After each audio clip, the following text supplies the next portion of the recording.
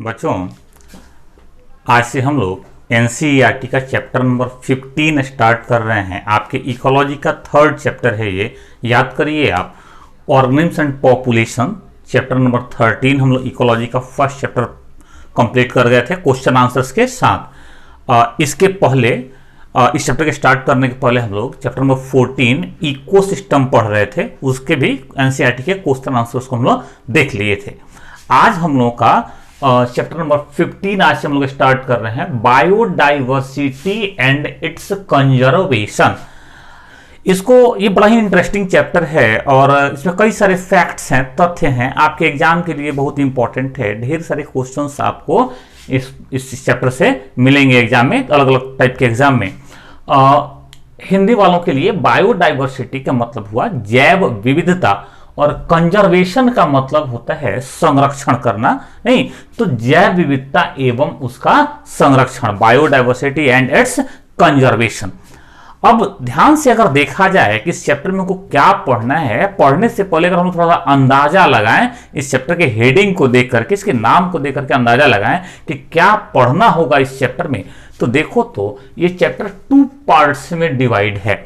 एक पार्ट में हम लोग को बायोडाइवर्सिटी के बारे में पढ़ना है और दूसरे पार्ट में बायोडाइवर्सिटी को कैसे बचाएंगे, कैसे उसका कंजर्वेशन करेंगे, संरक्षण करेंगे, इसके बारे में पढ़ना है। ठीक है, अब देखिए जरा सा, ये जो बायोडाइवर्सिटी है इसमें क्या पढ़ना, थोड़ा तुम लोग आइडिया लगा रहे हैं पहले कि आखिर चैप्टर में हमको क्या पढ़ना है। बाकी डिटेल तुम लोग एक एक करके सबको कवर करेंगे।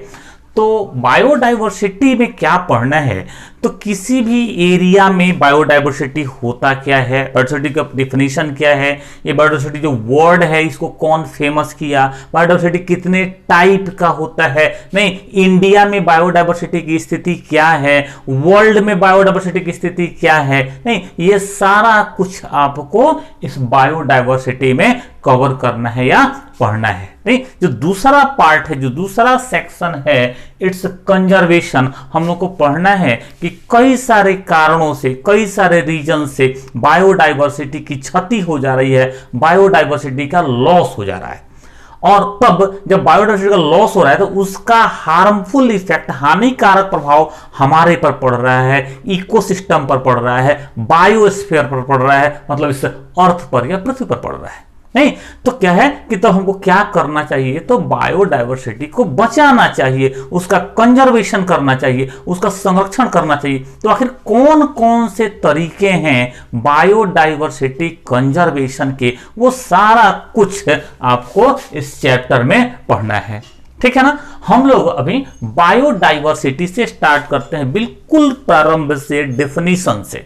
ठीक है, ये वर्ड जो बायोडाइवर्सिटी है या जो जैव विविधता शब्द है, ये बड़ा ही प्रचलित शब्द है, बड़ा ही पॉपुलर वर्ड है। ये स्कूल में भी आप कई बार इस वर्ड का यूज किए होंगे, बायोडाइवर्सिटी। न्यूज में बराबर सुनने को मिलता है बायोडाइवर्सिटी का लॉस हो रहा है, तो बायोडाइवर्सिटी बचाने का प्रयास किया जा रहा है। नहीं तो आखिर ये बायोडाइवर्सिटी है क्या, हम किसको बायोडाइवर्सिटी कहेंगे, किसको जैव विविधता कहेंगे। विविधता या डाइवर्सिटी नहीं का मतलब ही होता है वैरायटी, टाइप।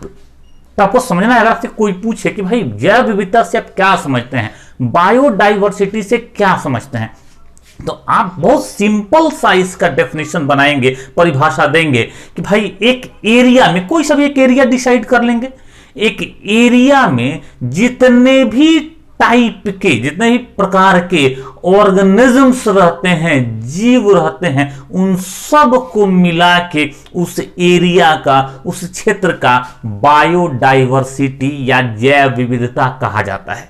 थोड़ा सा इसको और ओपन करके समझा जाए और इसको थोड़ा खोल के समझा जाए। नहीं तो जरा सोचो, हमने कहा कि बायोडाइवर्सिटी क्या है, तो किसी एरिया में जितने भी टाइप के ऑर्गेनिज्म या जीव रहते हैं, तो भाई ये कौन से टाइप के ऑर्गेनिज्म या जीव रहते हैं, तो आप बोलेंगे कि भाई एरिया में जितने भी माइक्रो ऑर्गेनिजम्स रहते हैं, सूक्ष्म जीव, जितने भी माइक्रो ऑर्गेनिजम्स रहते हैं, प्लस उस एरिया में, जिस एरिया के बायोडाइवर्सिटी की आप बात कर रहे हैं, विविधता की आप बात कर रहे हैं, तो उस एरिया में जितने भी प्लांट स्पीसीज हैं, जितने भी प्लांट्स हैं, और उस एरिया में जितने भी एनिमल स्पीसीज हैं, जंतु हैं, इन सब को मिला करके हम लोग उस एरिया का बायोडाइवर्सिटी या जैव विविधता कहते हैं। अगर पूछा जाए कि आप जिस गांव में रहते हैं, जिस जिले में रहते हैं, उसका बायोडाइवर्सिटी क्या है,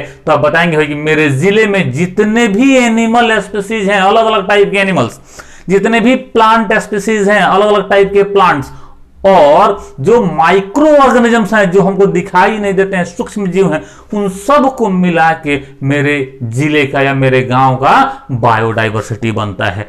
क्लियर हुआ बायोडाइवर्सिटी क्या है? अब यहां पर एक छोटा सा क्वेश्चन आता है कि जो बायोडाइवर्सिटी शब्द है, वर्ड है, इसको फेमस कौन किया, इसको पॉपुलराइज कौन किया था? नहीं तो आप बोलेंगे कि एक साइंटिस्ट हैं, इधर लिखता हूं, एडवर्ड विल्सन।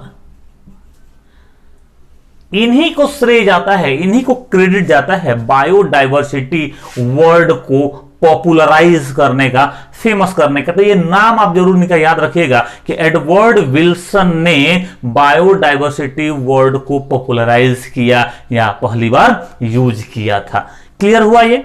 अब चलिए जरा सा, अब हम लोग एक यहीं पे क्वेश्चन अगर रखें कि भाई बायोडाइवर्सिटी क्यों जरूरी है, तो इसको भी विस्तार से हम लोग पढ़ेंगे, इसको भी डिटेल में कवर करेंगे। अभी इतना समझो कि जो आप फूड चेन, फूड वेब पढ़ के आए हैं पिछले चैप्टर में, इकोसिस्टम में, अगर ये फूड चेन्स नहीं होते, फूड वेब्स नहीं होते, तो ऑर्गेनिजम्स का सर्वाइवल नहीं होता, ऑर्गेनिजम्स का एग्जिस्टेंस नहीं होता, हमारा सर्वाइवल, हमारा एग्जिस्टेंस नहीं होता, हम धरती पर जीवित नहीं रह पाते। सब ऑर्गेनिज्म, सारे जीव एक दूसरे से फूड, शेल्टर, मतलब भोजन, आवास इत्यादि को लेकर क्या रहते हैं, जुड़े हुए रहते हैं, नहीं एक दूसरे पर आश्रित रहते हैं। तभी हर सारे जीवों का जो कंटिन्यूटी है लाइफ का, वो क्या रहता है, चलता रहता है, लाइफ कंटिन्यू रहता है, रेस कंटिन्यू रहता है, नहीं उनका वंश आगे बढ़ते रहता है।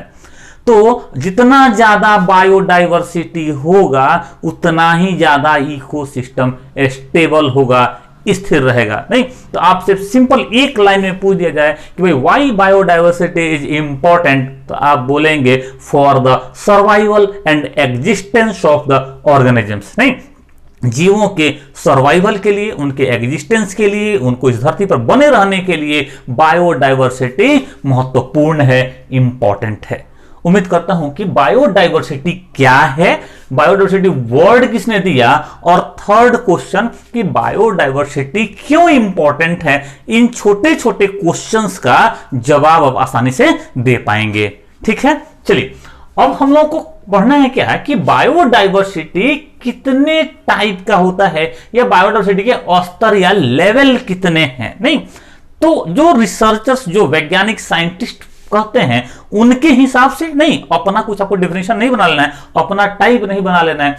जो रिसर्चर्स हैं, साइंटिस्ट हैं, नहीं इको सोशियोलॉजिस्ट हैं, उनके हिसाब से अगर चलोगे तो बायोडाइवर्सिटी 3 टाइप्स का होता है, या बायोडाइवर्सिटी के 3 लेवल होते हैं, 3 स्तर होते हैं। इसके जैव विविधता के 3 स्तर होते हैं या 3 प्रकार होते हैं। आपसे एग्जाम में लेवल पूछेगा तो भी यही आंसर दीजिएगा, या टाइप पूछेगा तो भी यही आंसर दीजिएगा। ठीक है, तो देखा जाए कि ये बायोडाइवर्सिटी के लेवल कौन कौन से होते हैं। फर्स्ट हमने लिखा है जेनेटिक डाइवर्सिटी, सेकंड है स्पीसीज डाइवर्सिटी, और थर्ड है इकोलॉजिकल, या उसी को बोल रहे हैं इकोसिस्टम डाइवर्सिटी। पर आपको नाम ही याद रहना चाहिए कि बायोडाइवर्सिटी के कितने लेवल्स हैं, तो 3 लेवल्स हैं। कौन कौन से, एक बार मेरे साथ बोलिए, कौन कौन से? जेनेटिक डाइवर्सिटी, स्पीसीज डाइवर्सिटी तथा इकोलॉजिकल या इकोसिस्टम डाइवर्सिटी। ये तीनों नाम याद होगा, यहीं से एक ऑब्जेक्टिव क्वेश्चन हो सकता है। चलिए अब समझा जाए कि भाई जेनेटिक डाइवर्सिटी क्या है, स्पीसीज डाइवर्सिटी क्या है, और इकोलॉजिकल या इकोसिस्टम डाइवर्सिटी किसको बोलते हैं। आते हैं हम लोग जेनेटिक डाइवर्सिटी और पहले। डाइवर्सिटी भिन्नता, अलग अलग तरह की चीजें। नहीं चलिए, जीन आप समझते हैं, जेनेटिक्स हम लोग अभी तक पढ़े नहीं हैं, उसको अलग से विस्तार में पढ़ा जाएगा। तो जीन तो जरूर आप समझते हैं। जीन हमारे डीएनए के, हमारे सेल के न्यूक्लियस में डीएनए होता है, इतना तो हम लोगों ने 11th में ही पढ़ा है। नहीं, और उस डीएनए के छोटे छोटे भाग जीन कहलाते हैं। बहुत आसान सी बात है। हमने क्या बोला कि डीएनए के छोटे छोटे खंडों को हम जीन कहते हैं। क्लियर है ये? अब देखो जरा सा, वो जो जीन है, जो डीएनए के छोटे भाग हैं, हमारे या किसी भी ऑर्गेनिजम्स के अंदर जितने भी इंटरनल आंतरिक या एक्सटर्नल बाह्य कैरेक्टर या गुण होते हैं, उनके लिए वो जीन उत्तरदायी होते हैं, उनके लिए जीन रिस्पॉन्सिबल होते हैं। बात समझ में आ रहा है? हमारे बॉडी में जो जीन्स हैं उन्हीं के कॉम्बिनेशन से हमारा सारा कैरेक्टर, हमारा सारा गुण या लक्षण डेवलप हुआ है। क्लियर है ये बात? तो कहता है कि आप जरा ध्यान से देखो, अगर 5 बच्चों को ही ले लो, आपके जो 5 फ्रेंड्स होने के ले लो, तो ये 5 फ्रेंड एक जैसे नहीं है, सब तो मनुष्य हैं, सब ह्यूमन बींग्स हैं, लेकिन जरा ध्यान से देखिए ये 5 एक जैसे नहीं है। तो अगर हम स्पीसीज की बात करें, प्रजाति की बात करें, तो जो 5 आपके फ्रेंड्स हैं सब ह्यूमन बींग्स हैं, होमो सेपियंस हैं, एक स्पीसीज हैं। बात समझा? लेकिन क्या है उनका थोड़ा सा मॉर्फोलॉजी, रंग रूप, चेहरे का डिजाइन, हाइट, नहीं, ये थोड़ा बहुत अलग अलग है, तभी तो हम पहचान पाते हैं या अलग अलग नाम रखते हैं। बात समझ में आ रहा है? तो ये कैसे पॉसिबल हुआ? जब सब होमोसेपियंस ही हैं, सब मनुष्य ही हैं, तो फिर ये अलग अलग कैसे हैं? इसका मतलब है कि हमारे सब में थोड़ा थोड़ा जीन में अंतर है।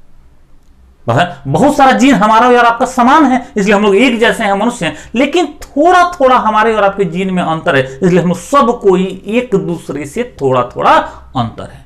ये बात समझ में आ रही है आपको? नहीं, यही हमारे में, यही जीन हमारे में डिफरेंस या भेद उत्पन्न करता है, प्रोड्यूस करता है। ठीक है ना? तो क्या है कि जीन के स्तर पर जाकर के, जीन के लेवल पर जाकर के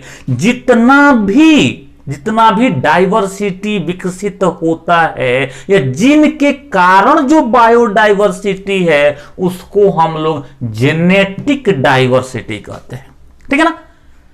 डीएनए से क्रोमोसोम बनता है, तो हम बोल सकते हैं कि क्रोमोसोम के स्तर पे, जीन और क्रोमोसोम के स्तर पे जो डाइवर्सिटी है, जो बायोडाइवर्सिटी होता है, उसको हम लोग जेनेटिक डाइवर्सिटी कहते हैं। उम्मीद है कि जेनेटिक डाइवर्सिटी भी आपको अब समझ में आ रहा होगा, कुछ चीज का आइडिया लग रहा है आपको। अब देखो जरा सा, अब एक एग्जाम्पल से समझते हैं। हम लोग आम खाते हैं, नहीं, अभी तो आम का सीजन गया है और आपने ढेर सारा आम खाया, कई टाइप का आम खाया। अभी ना मैंगीफेरा इंडिका 11th में आप लोगों को बता रहा था, आम या मैंगो एक स्पीसीज है, एक प्रजाति है, नहीं, जिसका हम लोग साइंटिफिक नेम क्या बताए थे? Mangifera indica. जरा सोच के देखो, तब तो आपने जो कई टाइप के आम खाए हैं वो सब एक ही स्पीसीज हैं, लेकिन क्या सब एक जैसे थे? नहीं थे। सबका टेस्ट एक जैसा था? नहीं था। सबका कलर एक जैसा था? नहीं था। सबका शेप एक जैसा था? सबका साइज एक जैसा था? आप बोलेंगे नहीं था।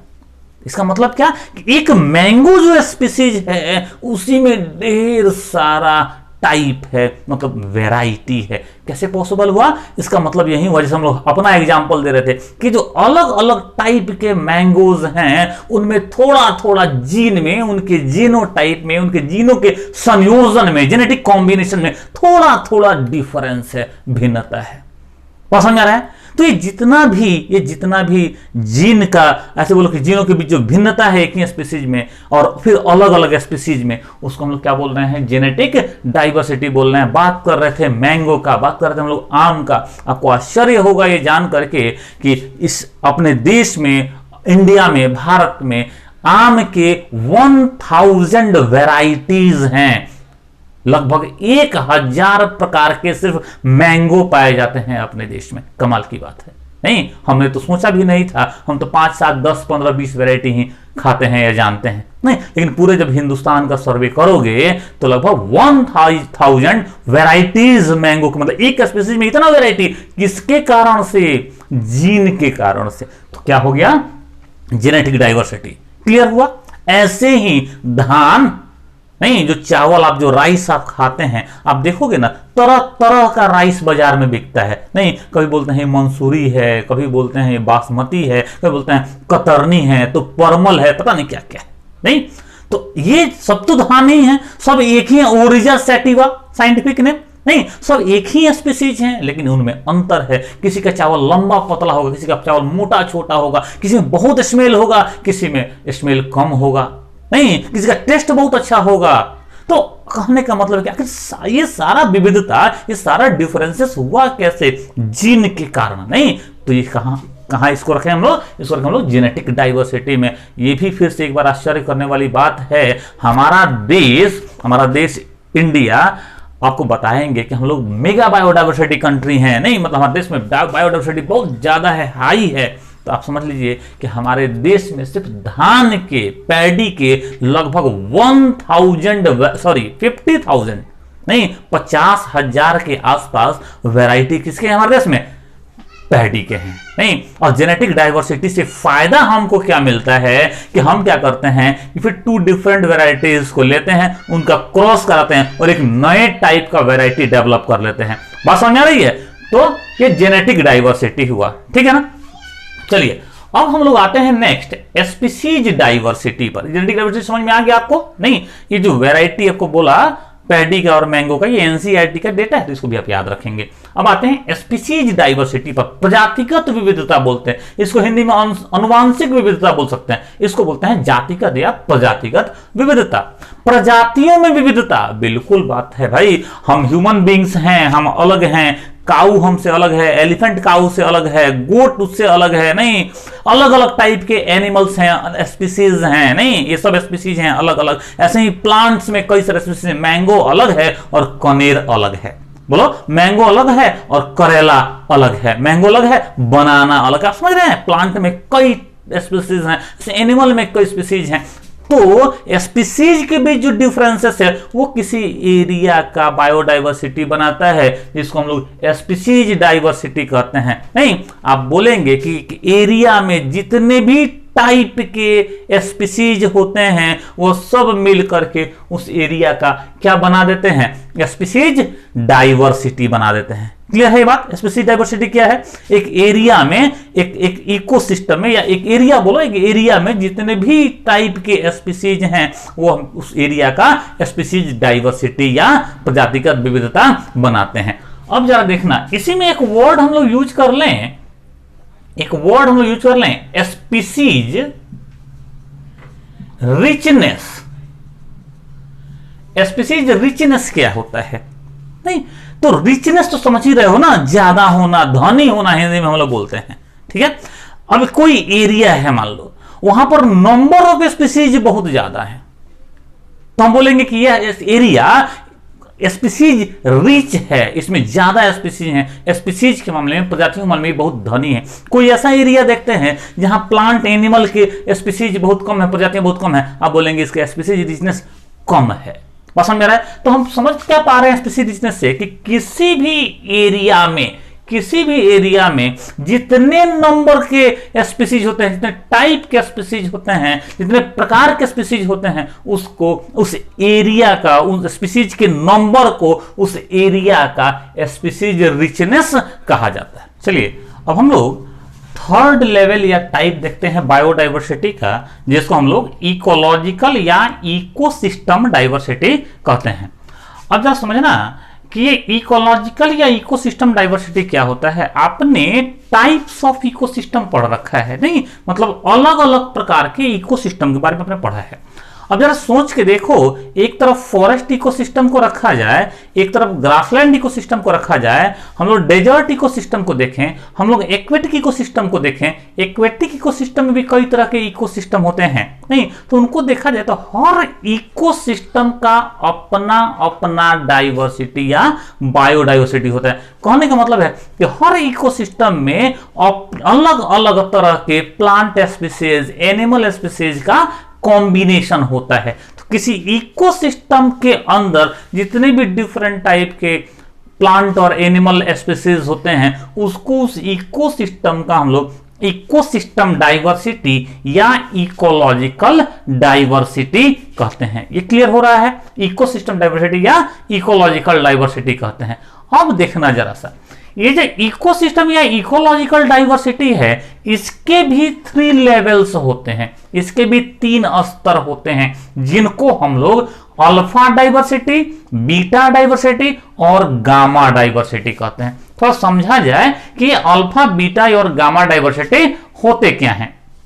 देखना जरा सा, किसी एक इस इकोसिस्टम को कंसीडर करो, किसी एक इकोसिस्टम के बारे में सोचिए, कोई सा भी, कोई एक ग्रासलैंड इकोसिस्टम, कोई एक फॉरेस्ट इकोसिस्टम, कोई एक पॉन्ड इकोसिस्टम, किसी सिंगल इकोसिस्टम के बारे में सोचो, नहीं उस पार्टिकुलर इकोसिस्टम में, उस विशेष इकोसिस्टम में जितना जो डाइवर्सिटी होता है, किसी एक इकोसिस्टम के अंदर का जो डाइवर्सिटी होता है, ऑर्गेनिजम्स का जो विविधता होती है, उसको हम लोग अल्फा डाइवर्सिटी बोलेंगे। ठीक है, हमने बोला कि किसी एक इकोसिस्टम के अंदर की जो डाइवर्सिटी होती है उसको अल्फा डाइवर्सिटी कहा जाता है। अब जरा सोच के देखो, एक इकोसिस्टम के अंदर बायोटिक कंपोनेंट और एबायोटिक कंपोनेंट, ये पढ़ा हुआ हम लोगों ने।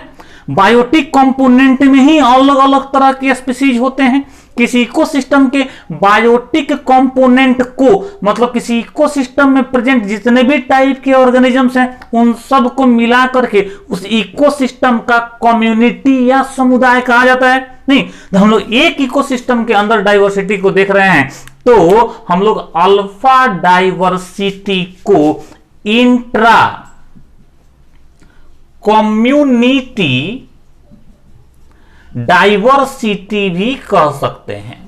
या पूछा जाए कि भाई इंट्रा कम्युनिटी डाइवर्सिटी क्या है, तो यह कुछ अलग नहीं है बल्कि यह अल्फा डाइवर्सिटी ही है, मतलब एक इकोसिस्टम के अंदर प्रेजेंट ऑर्गेनिजम्स की डाइवर्सिटी है। बीटा डाइवर्सिटी क्या होता है, तो यहां पर हम लोग अलग अलग तरह के इकोसिस्टम के में जो अलग अलग टाइप के इकोसिस्टम में जो डाइवर्सिटी प्रेजेंट होता है, जो बायोडाइवर्सिटी प्रेजेंट होता है, उनका कंपेयर करते हैं, उनकी तुलना करते हैं। जैसे मान लो कोई इकोसिस्टम ए है और कोई दूसरा इकोसिस्टम बी है। अब क्या है, दोनों में अगर अलग अलग तरह के कुछ स्पीसीज हैं तो उनका कंपेयर करते हैं, उनको जब हम लेकर के देखते हैं तब तो हम लोग वैसे डाइवर्सिटी को बीटा डाइवर्सिटी कहते हैं। ठीक है ना, अलग अलग इकोसिस्टम्स के बीच के डाइवर्सिटी को बीटा डाइवर्सिटी कहते हैं। बीच के, मैंने वर्ड यूज किया, हमने वर्ड यूज किया है बीच के डाइवर्सिटी को। नहीं तो क्या हम लोग देखो जरा सा, मान लो इकोसिस्टम ए का एक अपना कम्युनिटी होगा, बी का अपना कम्युनिटी होगा, दोनों के बीच के डाइवर्सिटी की बात कर रहे हैं। दोनों के बीच के लिए हम लोग इंटर शब्द यूज कर देते हैं। नहीं इंटर, तो क्या नहीं बोल सकते हैं बीटा डाइवर्सिटी को इंटर कम्युनिटी डाइवर्सिटी? हमसे कुछ क्वेश्चन पूछ दे कि भाई इंटर कम्युनिटी डाइवर्सिटी क्या है, तो आप सीधा बोलेंगे बीटा डाइवर्सिटी है। क्लियर हुआ, अल्फा डाइवर्सिटी और बीटा डाइवर्सिटी। गामा डाइवर्सिटी किसको बोलते हैं?